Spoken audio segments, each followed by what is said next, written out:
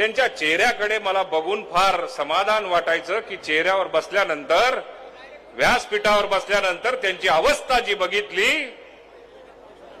ती अवस्था एकेकाळी आमची झाली होती.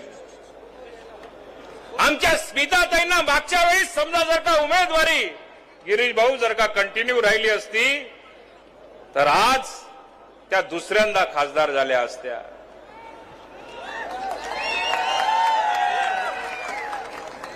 पण गिरीश भाऊ कधी कधी खोटे शिक्के ओळखावे लागतात. तुमचा मागचा खोटा शिक्का ओळखायला मात्र तुम्हाला उशीर झाला असं मला या ठिकाणी सांगावंसं वाटतं.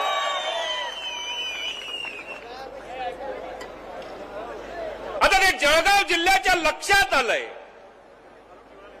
काल संजय राऊत या ठिकाणी महात्मे आले.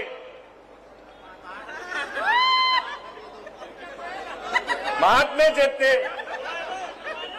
हा संत सखाराम महाराजांचा जिल्हा आहे.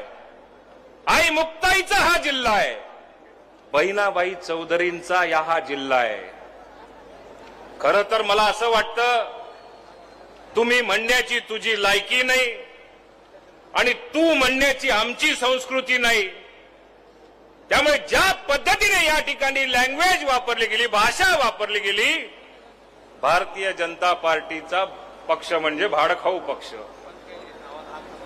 आता भाड कशाशी खातात सावकारे सरांनी सांगितलं. या अशा पद्धतीची या जिल्ह्यामध्ये भाषा वापरणं आमच्या जिल्ह्याची ही संस्कृती नाही. गुलाब भाऊ तुमच्या बाबतीत सांगून गेले. तुम्हाला टपरीवर बसवायला त्यांनी जळगाव जिल्ह्याला विनंती केलेली आहे. त्यांना माहिती नाही ओरिजिनल टपरीवाला आहे. काल बोलल्यानंतर आजपासून चुना लावायला चालू केलेला आहे. 13 तारखेच्या मतदानापर्यंत गुलाब भाऊ असा चुना लावा की दोन्ही खासदार महायुतीचे आपल्याला लोकसभेमध्ये तोंड रंगवून त्याच एक राऊतचं तोंड रंगवून आपल्याला पाठवण्याची आवश्यकता आहे.